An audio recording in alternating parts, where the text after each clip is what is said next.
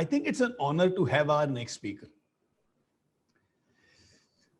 Most of the speakers who have come today so far have been good friends, people who have done well in the industry, people who have done well at a national level.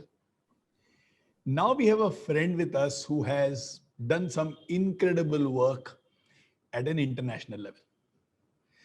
So Lameen, very, very beautiful to have you over here. Thank you so much for joining us and thank you for coming. Thanks a lot, Narendra. Can you hear me properly? Yeah, absolutely loud and clear. Okay, good. Namaskar. Namaskar. Lameen is a man who is having a hairstyle which is similar to mine, but he wears many hats. He has lived an exceptional life.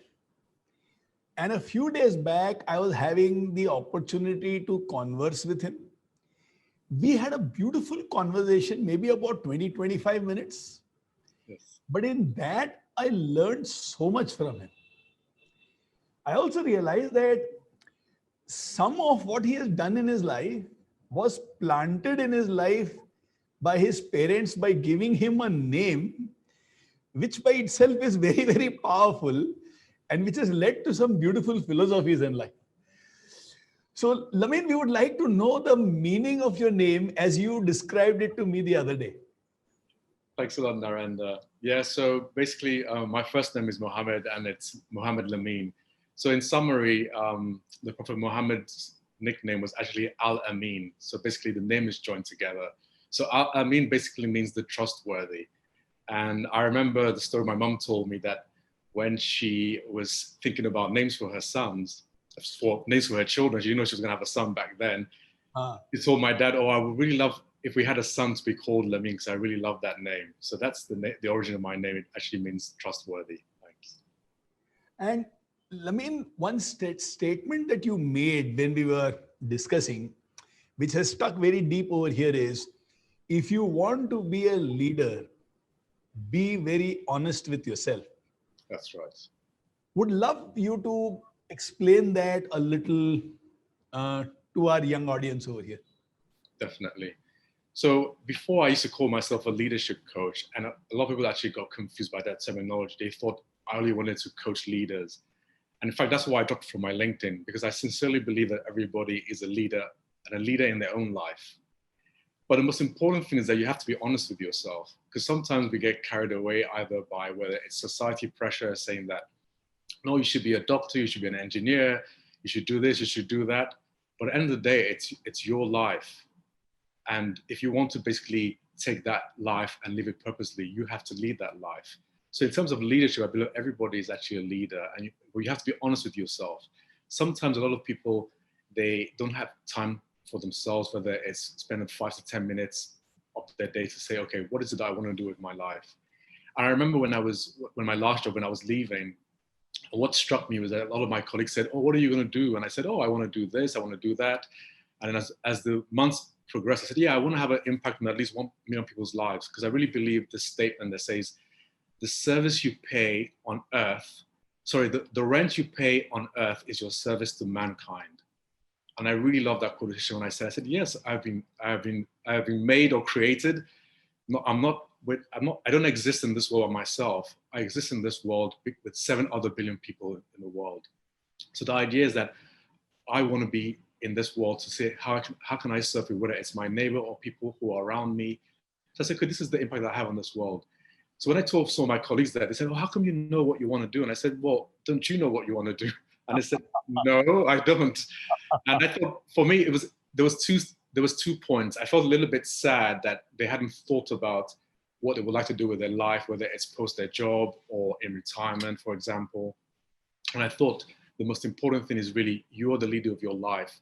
So you need to be honest about what you really want to achieve, how you want to have that impact in your life and other people's lives, so you can lead that process. Because at the end of the day, you are the leader of your life. Beautiful. Lameen, you mentioned something very beautiful. And if you could explain that a little, I think it will be very, very helpful to people over here. Okay. when we meet youngsters today and when we converse with them, like you said, when people say, how can you be so sure of your life? We see a few different kinds of people. There are some who have tremendous clarity about what they want. Yeah. There are some who have clarity on what they want, but they don't want the struggle. Yeah. And therefore, they're sitting on the fence all the time. And sitting on the fence is a painful affair. It's not a pleasurable affair. Yes, exactly. So these are the people who have potential, but their potential does not become a performance. Yeah. And then, of course, there are some people who do not know what they want from life. I remember when we were having a conversation, you mentioned something very beautiful, and that was, what did you enjoy before you were 10 years old? That's right. And it sounded very simple yet so deep. And that thought has been lingering in my mind for the past few days. And you linked it to expression, potential, purpose, performance, work. So, would you just throw some more light on that statement of yours? Okay.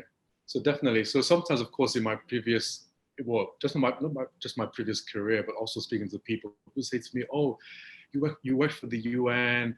You were part of the team that got a Nobel Peace Prize. That's really amazing. How did you get there?" And I always say to them, "Well, what did you want to do before you were 10?" And they look at me curiously, like, "What does that got to do with anything?" I said, "Well, for me, I can give an example about what I loved before I was 10. So before I was 10, I loved art. In fact, I'll be honest with you, when I was in primary school, I actually had to do one class twice. It was primary one, actually. But later on, when I went to the UK, I actually jumped. I went back to my level. But going back, so in primary one, when I was like 5, 6 years old, I just loved drawing. I loved drawing comics. And actually, my first business, even at 6 years old, was I actually started selling comics to my classmates at 6 years old. Wow. And the other thing I loved drawing was actually planes. So I loved the sense of adventure. I loved food. I was baking cakes before I was 10 years old because I loved food. I remember when I was a kid, the teacher would ask everyone in the class, "Well, what's your favorite hobby?" So all the boys would say, "Oh, I love football." And they would come to me and I'd say, "Oh, I love eating." Everybody would look at me and think, "That's weird. Why do you love eating?" Because, and I think if I fast forward that into how I got into coffee, we talked about coffee earlier on. I just love things to do with taste and to do with. And so when I got into coffee, I thought, "Oh, I really want to explore this element of my taste buds." So I really got into baking cakes. And I thought to myself, if I really love food, I want to be in control of what goes into my stomach. I don't want to rely on someone to give me something I don't like. And if I relate that to your life, so basically, even if let's say food is a very, very important aspect. If you eat something that's bad, you can't function. How about in your life? If you want to lead, do you really want to do something in your life that you're not comfortable with, but someone keeps on showing you this is the path that you should follow? Like, for example, when you eat something, someone's telling you should eat something and you don't actually like it. You're like, "Oh, I actually don't like this food, but I'm going to keep on eating it for the rest of my life." And then someone asks you, "Do you actually like this food?" Actually, no. It's like that in your life. Did you always love being a doctor? Did you always love being an engineer? Well, actually, I did not like it. Did you always love living in this city or this country? Actually, I hated it. I didn't like the cold, or I didn't like the heat. But why did you go so far in your life to realize you didn't like this? And I think if you do something that you don't really like, it takes a chunk from you. It takes a chunk from your personality. It takes a chunk from your heart, and it definitely demotivates you. You can deny it, but you can't deny it forever. So that's why I always tell people, what did you love before you were 10 years old? And you can relate that. Okay, I did not become an artist. I did not draw comics. But what were the lessons from that? It meant that I loved doing things. I associated my path with things that I loved to do, whether it was art, whether it was food. And I wanted to share that love I had for food with other people. So when I had my cafe, even now, I love cooking. And I said, even if I could afford a chef, remember when you asked me a question, "What can you do for me?" I said, "Oh, I would love an Indian chef," because my family and I love Indian food. But I know deep down that even if I had a chef that cooked all my favorite meals, I would need to be in the kitchen at least once or twice a week just to explore myself creatively, getting some ingredients in together, and also just say, "Okay, I want to put all these ingredients together. I want to challenge myself and serve my family or my friends a good meal. And I think that's how it is in your life. Everything's like an ingredient. Getting the right ingredients, the ingredients that you love, to map out the path that you want in your life. And once you do that honestly, you will find that you will have a positive impact on people that are also around you. Because once your heart is shining with what you love, people will see that light. It's like the concept where someone said that milk, traditionally milk was pure, but when they've started mixing around with like homogenized, pasteurized milk takes on a lot of impurities around it. But if the milk is pure, then it takes in all the nice things around it, and people will love to drink that milk. People will love to be around you because your light is radiating from your heart and the path that surrounds you. Wow. Wow. Very deep, very, very profound. I loved it when you said that the right ingredient goes inside to make the right food, which tastes good on your tongue and also functions well for your body. Yeah. And that is what life is all about also. Exactly. So those of you who maybe missed that, when we were ending our conversation with Lameen and I asked him that, is there anything I can do for you?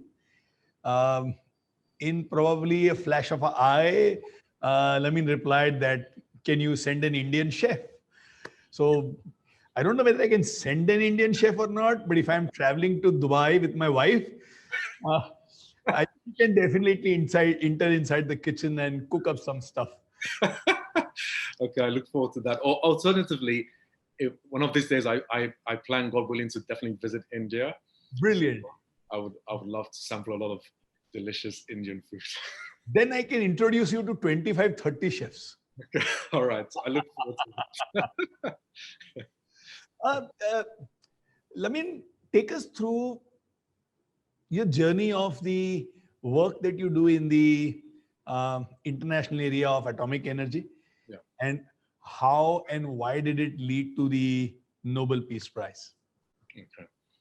Yeah, same. I mean, just going a little bit back again, whenever you want to do something, don't let people discourage you. So I remember when I was leaving university, and I always tell this story many times, and my tutor, the last meeting, he said, oh, Lameen, what would you love to do? And I said, oh, I would love to work for an international institution that helps poor people, like the World Bank. And he kind of laughed at me and said, oh, that's not going to happen. You have to be really smart to do something like that. And I just said, okay, I still want to do that. So then I started off working with the British government, and after about 8 years, I applied for a job with the UN Specialized Agency, International Atomic Energy Agency. Its mandate is basically using nuclear science and technology for peace and development. So the IAEA, basically, there's two parts. There's part that what we call safeguards the misuse of nuclear technology, and there's another part that promotes the benefits of nuclear science and technology. So it's like we used to use the concept of nuclear technology is like light and darkness. If it's misused, it can be dark, so it can harm. But if it's used correctly, it can bring light. So, going back to 2005, it was during the time where the second Iraq war was about to happen. And the IAEA sent inspectors to Iraq just to check that there were no weapons of mass destruction.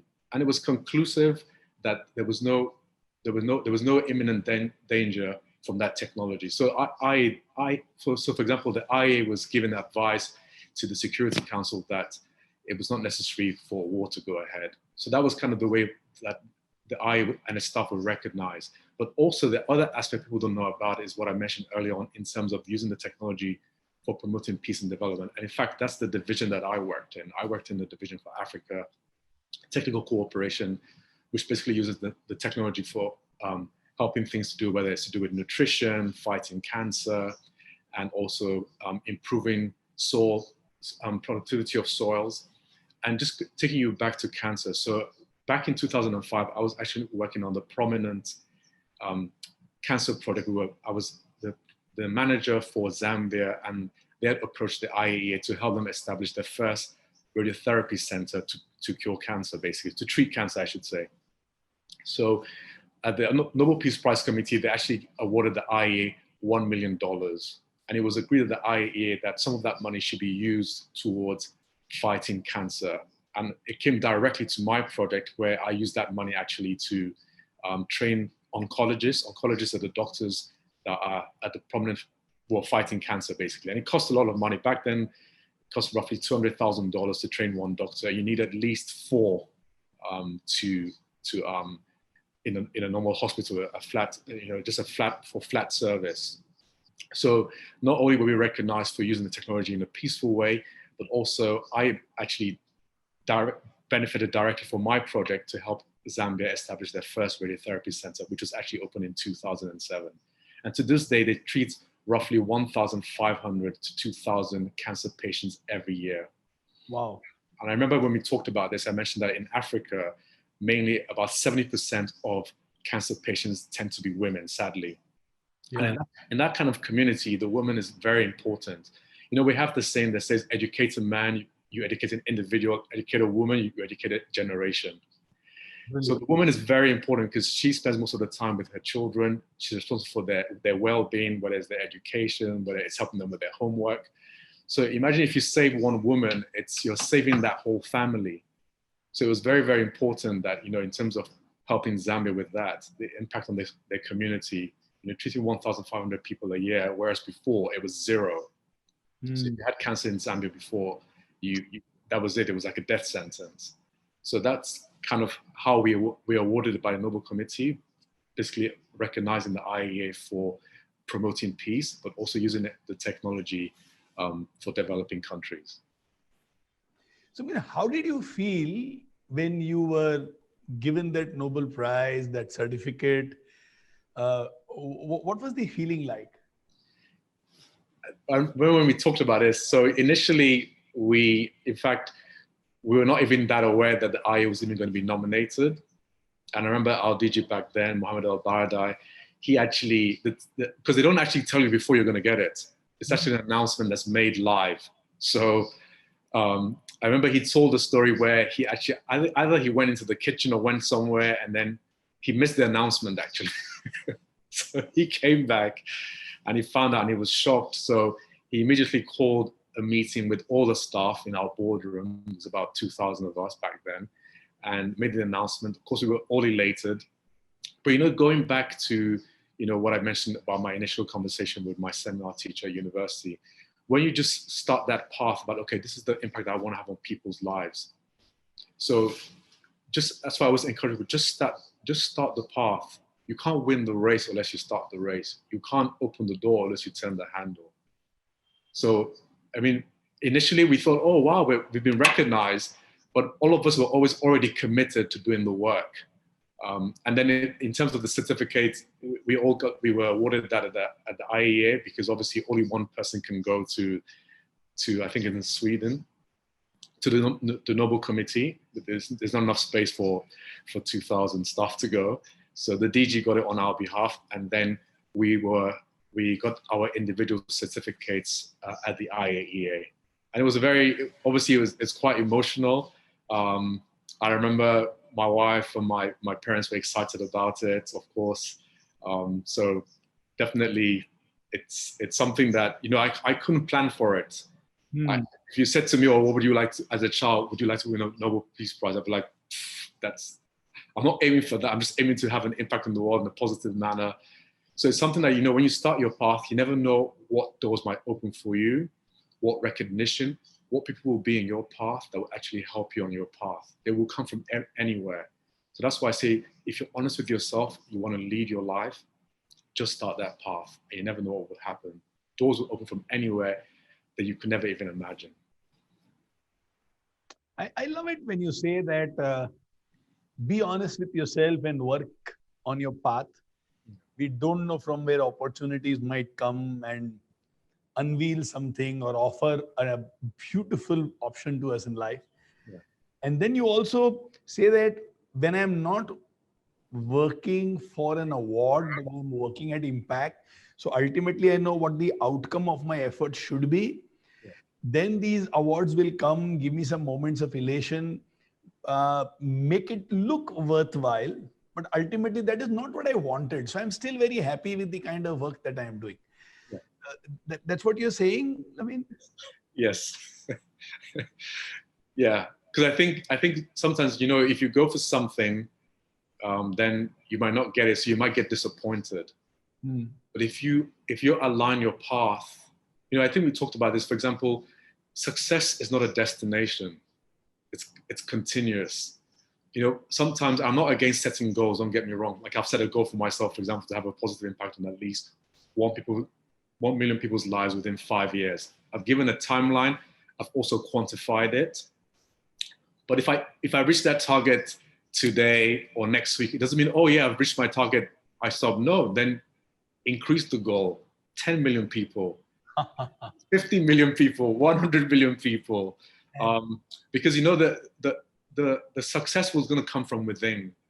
Maybe you reach someone's life, they come to you on the street, you don't even recognize them. They say, "Oh, I saw you on that conference, or I heard about you. I just want to let you know that, you know, what you did for me really helped me." And that you know, that you can't put a price on that.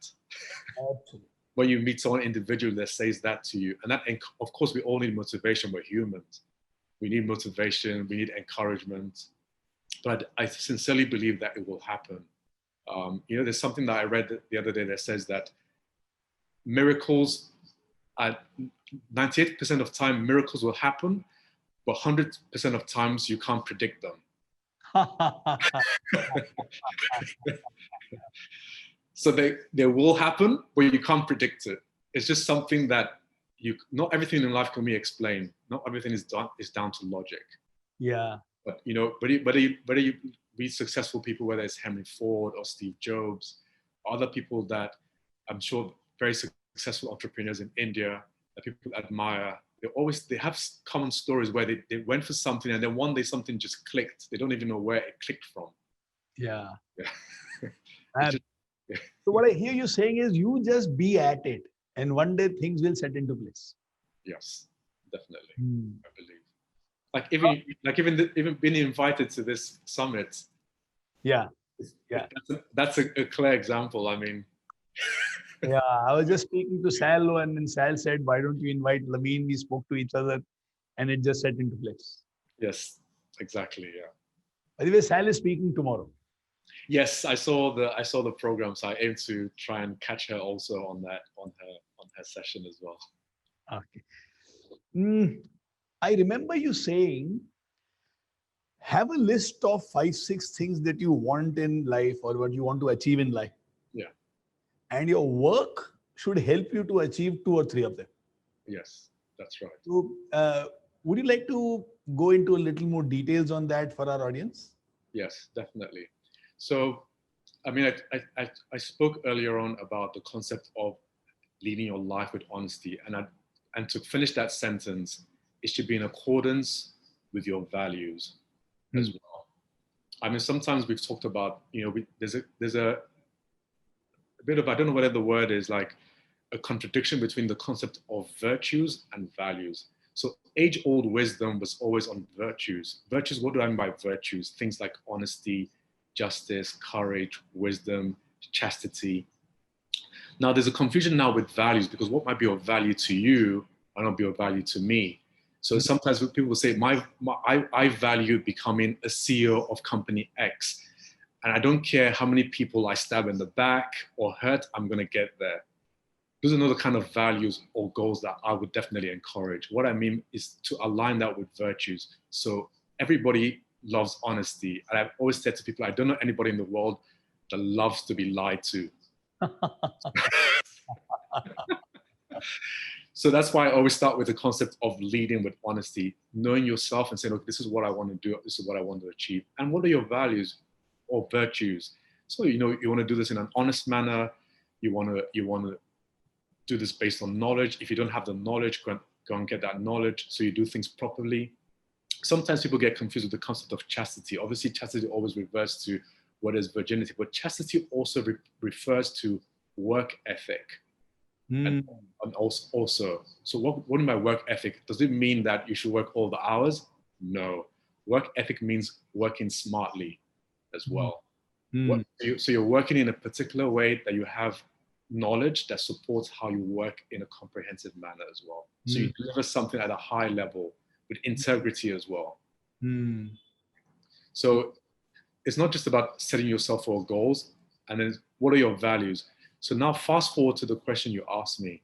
So let's say you apply for a job, and perhaps, I'm not passing any judgment on anybody, just don't get me wrong. So you apply for a company and you find out that company maybe makes bombs. A nice job, an engineering job is going to give you fantastic salary. But at the end of the day, that company makes bombs. What do they do with the bombs? They sell the bombs. What do bombs do? Bombs usually kill people. Are you comfortable enough in your life to take a job like that, knowing what the output of that job is? If you are, and it's according to your values, fine. But if you're not, then you need to examine about what that job is, because that job might cost you something. You might lose yourself in that job. Exceptional. Also, I think sometimes people tend to compromise certain things. They say, oh yeah, I value having a family. I want to be there for my family. But then they spend a lot more time at work. So they lose building that relationship with their children or with their spouse, for example. So if you value family and you only spend 1 hour with them a day, or you leave your home before your children wake up, and you get home when your children have gone to bed. So what is that? Someone gave me a good example. They said, don't become a minister of education. And I said, what do you mean? He said, minister of education gives money to educate people. If you become a minister of education in your family, it means you only paid money for your children to be educated, but you were not a parent to them. That means when they become adults, they don't know you. They only know you as a person who provided money for them to be educated. They don't know you as a father or as a mother, for example. So when I say, if you're going for a job, let's say you have 3 or 4 values, or I want to have an impact. Let me use myself as an example. I want to have an impact on 1 million people's lives. I want to help coffee farmers, for example, or I want to help people, find their purpose in life. And someone approaches me for a job, or someone offers you a job. Is that in accordance with your values, or are you going to sacrifice something that means a lot to you? Because when something is of your value or your virtue to you, that means it's a piece of you. Are you willing to sacrifice yourself for something else? And when you sacrifice yourself, make sure it's not a pointless sacrifice. Yeah. Brilliant. If I have to sacrifice, let it not be a pointless sacrifice. Yes, that's right. It's a concept that I came up with a few years ago. By pointless sacrifice, I mean, when you sacrifice something, make sure it doesn't cost you or your family something that you can never retrieve. Yeah. So people say, oh, I sacrificed myself for my spouse or for my children. But when you say that, that means you did not do it based on an intrinsic motivation. It was an extrinsic, because if it was intrinsic, those words will actually not come out from your mouth. Yeah. Yeah. So if I see it as a sacrifice, it's not a sacrifice. Exactly. So that's the concept of pointless sacrifice. It's a concept that I thought about like 5 or 6 years ago. I wrote it down on a piece of paper. It's something that maybe one of these days I'll expand on it. But that's beautiful idea. Beautiful idea. Working in a organization which is so huge, and then there is UN, and there are multiple nations, and there are many conflicting interests, and there are politics, and you have to take things ahead. You have to make things happen. Yeah. And it's not for personal profit, but for a much larger vision of humanity, helping nations which are crippled by maybe civil war, maybe corruption. And yet at the other end, you find you may not have that freedom or the support to do all that you want to do. Yeah. And there are these forces which seems to pull you back. From what I hear from a few of my friends who are a part of UN. Yeah. So a dear friend, Ravi, is the leader of the youth movement in UN. So when we listen to them, they say it moves very slowly. Yeah. And there is a lot of pull and pull politics. To paraphrase half of what you said about pointless sacrifice, there is often pointless politics. Yes. And in that, if somebody wants to do good work, How did you manage that in your time with the UN? How did you manage it? Okay, so that's a very good question. I can definitely relate to that question. So one of the things, let's start at the individual level, going back to the concept of, your purpose, what you want to achieve in life, and also in accordance with your values. And then one of the things I advise some of my colleagues was that the concept of an entrepreneur, as opposed to an entrepreneur. Entrepreneur basically means you're within an organization and there's some things that you actually want to achieve. So I remember giving some of my former colleagues some advice. So one of the first things was that if you want to enhance yourself in a particular skill, and usually in the UN or other organizations, a lot of free training. So go and get that training so you're enhancing yourself individually as well. And then how to elevate that to the next level. Think about, okay, maybe volunteering. There's going to be some sacrifices, but always keep your eye on the goal. So what I mean by volunteering, maybe there's a big conference coming up. Volunteer your time for that. And when you volunteer your time for a conference, it means that you on that organizing team that can possibly change the agenda. So a lot of people sometimes they get caught up in organizations. They're like, oh, I'm just in the organization. It's a good organization. I'm here for the money. But is it just, what does the mandate for the organization stand for? So you said, okay, because all the mandate and the purpose of all this organization are very noble. There's no doubt about that. So they were created, I would like to believe, they were created with a purpose. Sometimes they might have got lost in some kind of politics. But go back to the origin of that organization. I said, okay, I want to work for this organization for a particular purpose. And what is it that I want to do? And this organization gives me a platform to have an impact on people's lives. Then after that, scale down.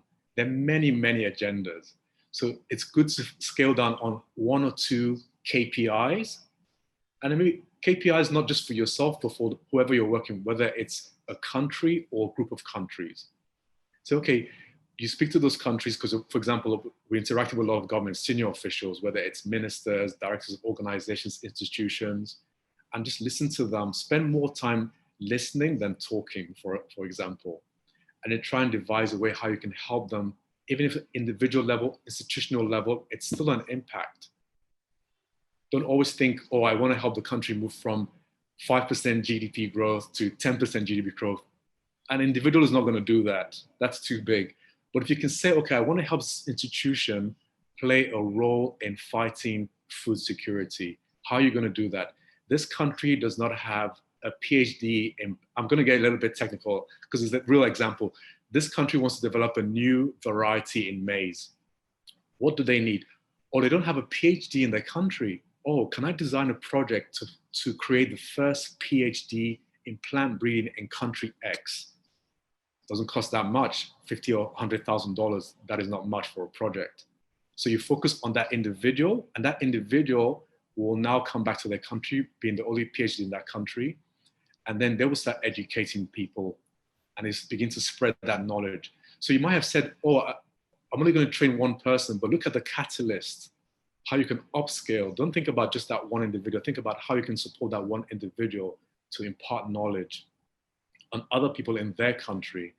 And the next step, you say, okay, we have one PhD holder.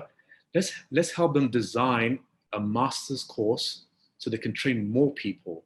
We will support them with lectures. We will support them with curriculum development.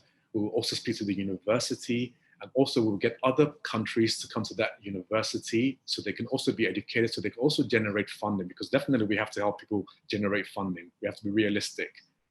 So you start off small with one individual and you start to build gradually for that institution, for the country, for the region. It's not going to be easy, but that's what I mean. You look at the grand goal and then break it down into individual steps. I like the concept of future-proof. In fact, before I called it honest management, I thought about future-proof. Future-proof basically means that if you want to do something in the future, you need to take that first step now. So if you want to lose weight next year, why you say next year? Start today. Go, cut down or whatever you need to cut down, or go do that 5 or 10 minute walk today. So it's not about looking at the future. It's like proving yourself for the future. Start that now. So basically look at the big goals and break it down for where your sphere of influence can be. That's how I manage different things. And you're going to have to be very stubborn. There's no doubt about that. Sometimes you're definitely going to have lots of challenges. I'm definitely not naive.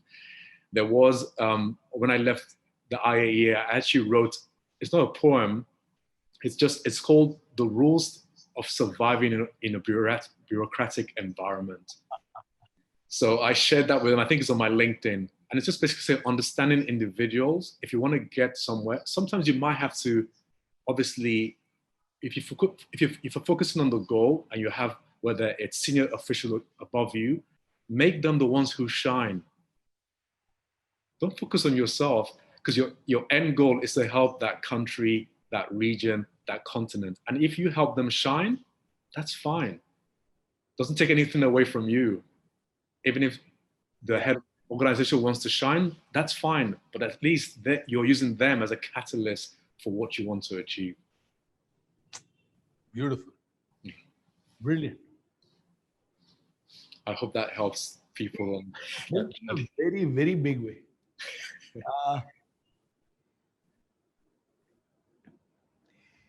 You went on to have a cafe for yourself. Yes. And the other day when we were having a conversation, I heard you say that I might be the only Nobel Prize winner to run a cafe. Yes, that's right. So tell us a little about your interest in a cafe or the coffee part of your life. Yeah, so I remember I mentioned earlier on that, when I was young, I loved baking, I loved food. So in 2004, we actually went to Italy, and my cousin's married to an Italian, and they introduced me to Italian coffee. But what that did for me was, I thought it opened up another taste bud in my tongue. I thought, wow, the coffee can taste like this. So that created curiosity for me. I was like, oh, I need to find out a little bit more about this. I can't just stop there. Wow. So I started finding a lot of books about coffee.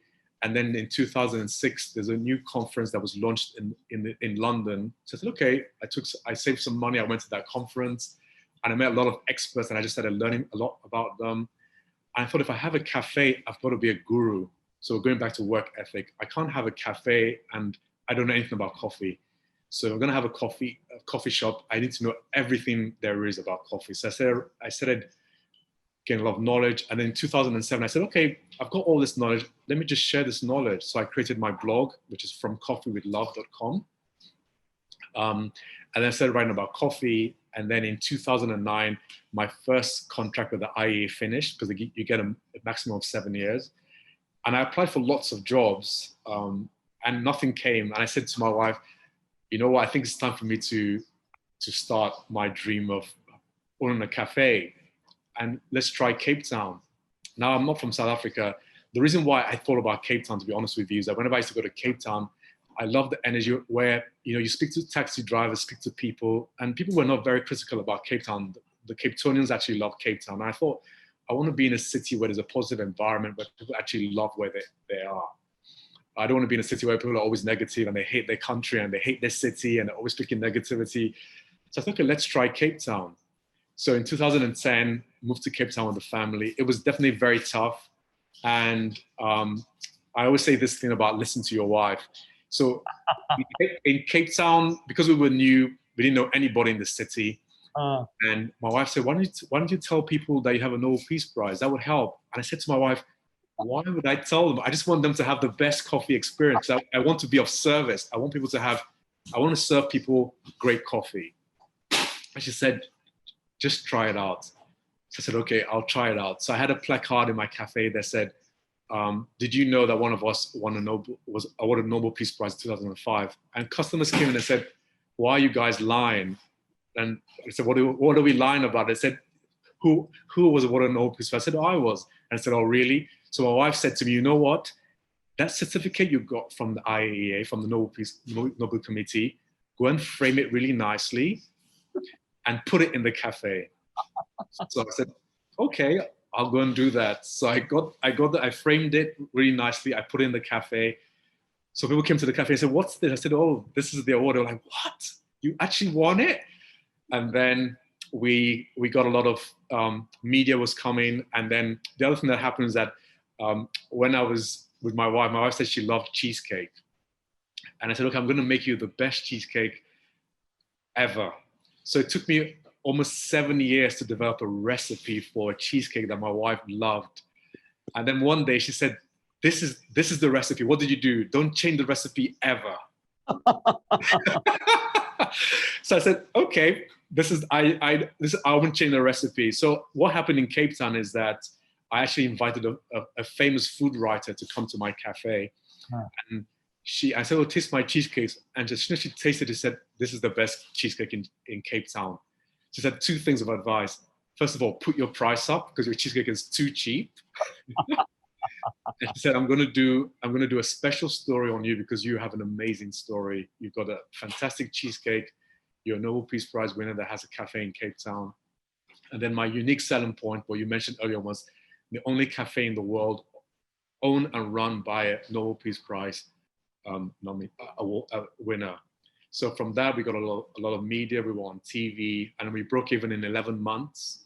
And then I still get a lot of attention from that. And then a few years later, CNN actually approached me to do a story on coffee in Vienna, because after Cape Town, we moved back to Vienna. And so if you go on the CNN and Google Lameen, you'll find my article that I did. And they published that again this year in October. October the 1st is actually International Coffee Day. Oh. So that's again, going back to just follow your path. So I fell in love with coffee. I got a lot of knowledge. I just wanted to share knowledge about coffee with lots of people. Every city I went into, I'll find a cafe. I'll go and taste the coffee. I'll write about them. And then people will recognize you. Getting the recognition from CNN obviously helped with a lot of hits on my website. And then now I'm developing a brand. Some people have approached me to look at maybe developing a coffee brand with them, for example, just using my name. So it was just sharing my passion, basically. That's why I said I sincerely believe whatever you're passionate about, just start it. I know I'm not going to encourage anybody to quit their job the next day, but I always say, even if it's 1 hour on a weekend, if you love painting, you just spend 1 or 2 hours on your weekend. And people say they don't have time, make time. There's definitely time. There's definitely time for passion, because passion is related to our youth and related to that concept of love. So definitely you should make time for what you love. I really love it when you say that you have a passion. Invest 1 hour, 2 hour on a weekend, on a Saturday or a Sunday or any holiday of the week, wherever you are in the world. Yeah. Don't let that passion die, because along with that, it takes away a part of you. Yes. And even if you have success in some other parts of life, it still doesn't look complete. And who knows, one of those days, after somebody over here has won the Nobel Prize, they also might get a chance to follow the passion which is very deep inside them, which gives them fulfillment. Yeah. So very, very beautifully put. Very, very beautifully put. Thanks a lot, Naren. I loved another thing that you said in the conversation, that invest your life in what you want to achieve and not necessarily on things that money can buy, like shares or clothes or a home.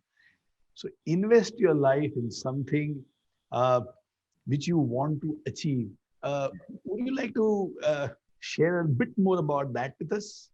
Yes. So, I mean, for example, whether it was, sometimes people get more motivated by money, and definitely you need money to survive. You need money for food, to clothe yourself, look after your family, things like that. Don't get me wrong. But sometimes you might get approached, I remember when I worked for the British government. In fact, I was reflecting on that today. I was approached when I worked in the British government for promotion twice. But when, I actually turned that down twice, I'll be honest with you, for 2 reasons. The first time I actually got approached, and my wife probably doesn't know this, she's probably going to laugh because she's in the room, was I had just started seeing my wife. And he said to me, if you take this promotion, we're going to send you out of the country and it's going to be more hours, but you're going to get more money. And I thought, okay, that's nice, but what I've just met someone that I think I want to spend my life with. That means, am I willing to sacrifice that?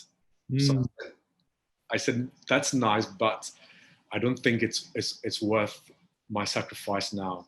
And 2 years later, the opportunity came up and it was even much better than I expected because it was a full promotion and it was a position that I loved and I was already settled, I was married and everything.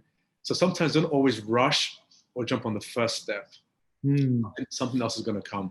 Then in terms of investing in what you love, sometimes people say, oh, I don't want to buy this book, or I don't want to go on this course because it's going to cost me $1,000. But either buying that book or doing that course, you never know who you might meet on that course, and you never know what knowledge you might acquire, because the knowledge you acquire, no one can ever take that away from you.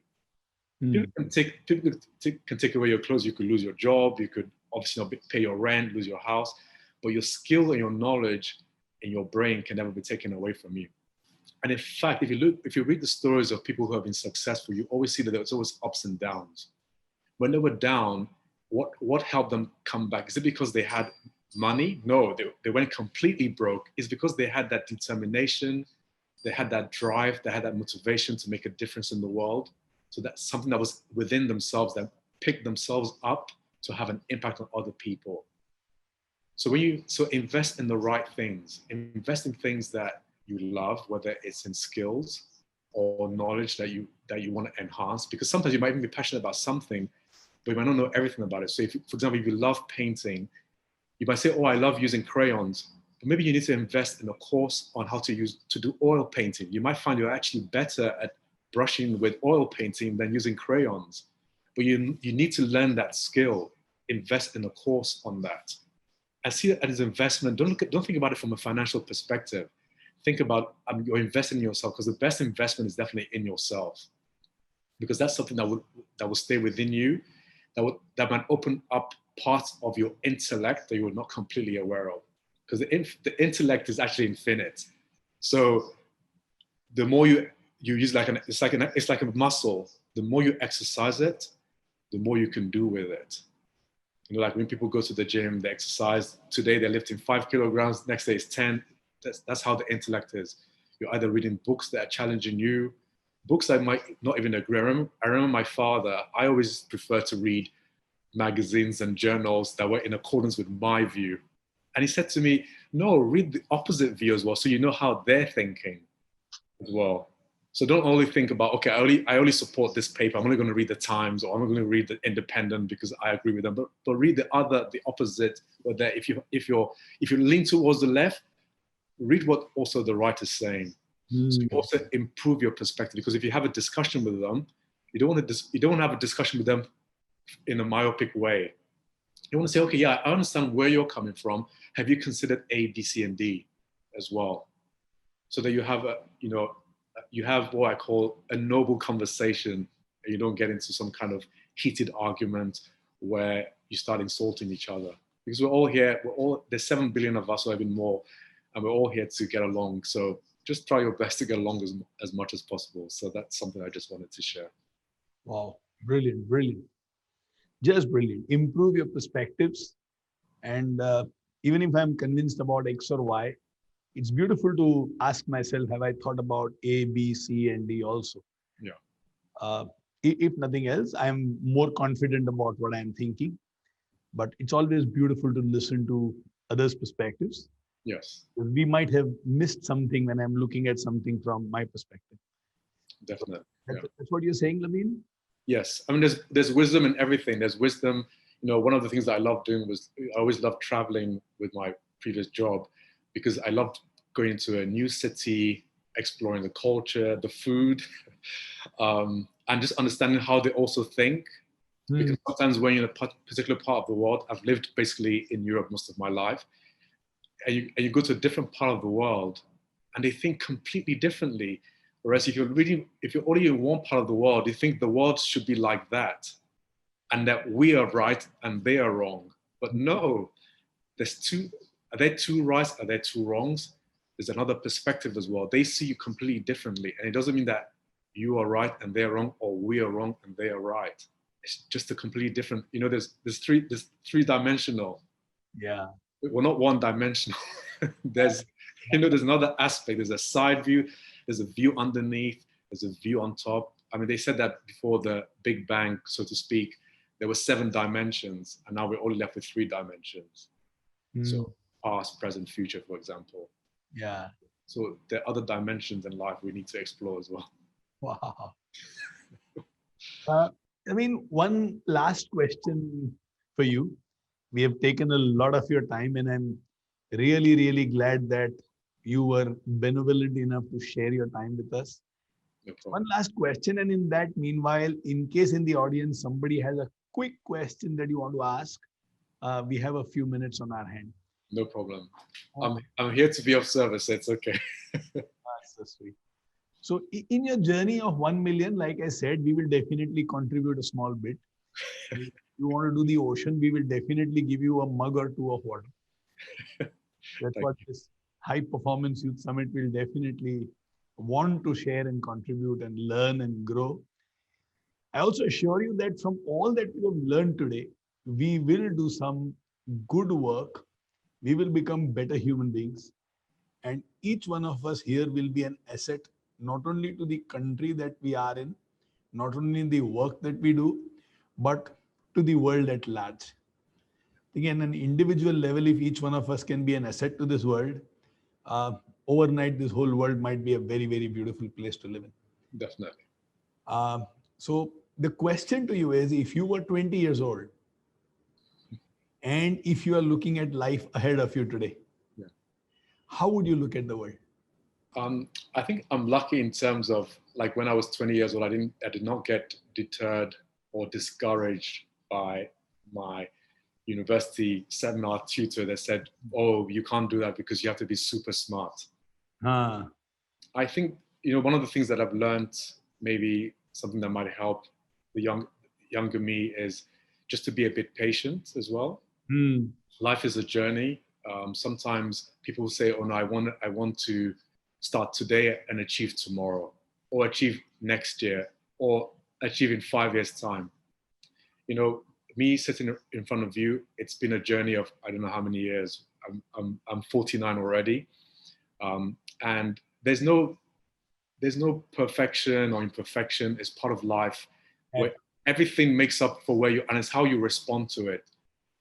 We're gonna have ups and downs, but when you're down, how do you respond to it? If you're down, it's just one day. yeah, There are 365 days in a year. yeah, Having a bad day today does not mean that in the other rest of the days of the year are going to be bad. yeah. Sometimes you find it from your experience. Okay, you had a bad day. Just be patient. If you pray, just pray about it, and see. Okay, the next day can easily turn around completely different. You Mm, might get fired today, but the next day a new opportunity might come. So for the mm, 20-year-olds, I would say, just be patient. And I always say, I remember when I was in Cape Town, I got invited to speak to 2 graduating classes. And I remember how I started. I said, your parents might not like what I have to say, but whatever you're passionate about, never give that up. And that's why I mentioned the thing about, even if it's 1 or 2 hours a week, mm, don't give that passion up. Don't give that passion away. And make sure that you want it, whatever you want to do. I know you've got to earn a living, but don't do something because someone else is telling you to do that. mm. So hold on to your passion, be patient, and be in touch with yourself in terms of your values and in terms of your heart and your aspirations. Hold on to those 5 things. And I think if you hold on to them honestly, Mm. I can't see I think if you have those tools with you, you'll be able to get through life. Obviously with faith, I definitely believe faith is very, very important.